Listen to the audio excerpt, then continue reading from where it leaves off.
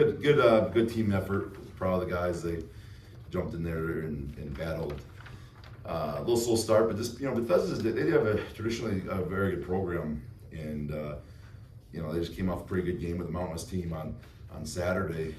So the challenges they pose, they're going to play some zone, and they have some quick guys that could really shoot, and so it gives us a little bit different look, and I thought our guys did a good job with it. So this has a lot of value for us, and for us to continue to develop our young guys and our bench and all that stuff. 68 points off the bench, and kind of hammering that pain a little bit to the tune of 82 points was mature by our guys.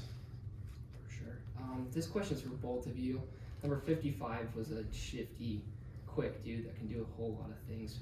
What made it so difficult to guard him? Because he put 22 points up, I think.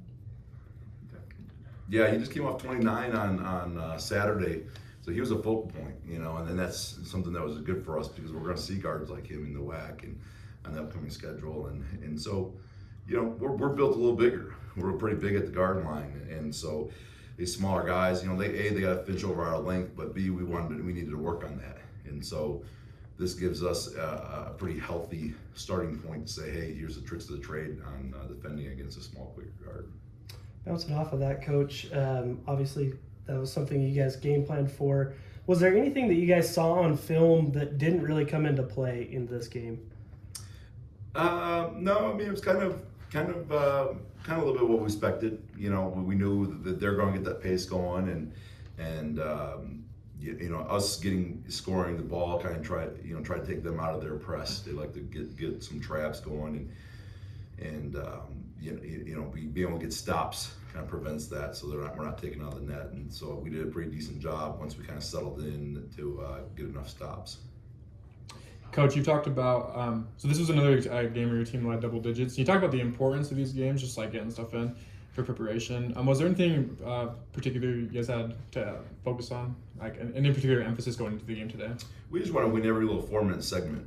We just kind of chopped the game up a little bit. Today we had that little lull. We only won 9 out of 10 of those segments. So, but that's important for us to be able to use these games and be able to bounce back, and understand how in-game coaching is going to work and make an adjustment. And we did. We came out and then we really got into the paint. We really kind of calmed down a little bit. So those things are really important adjustments to be able to make an adjustment in game and make it work.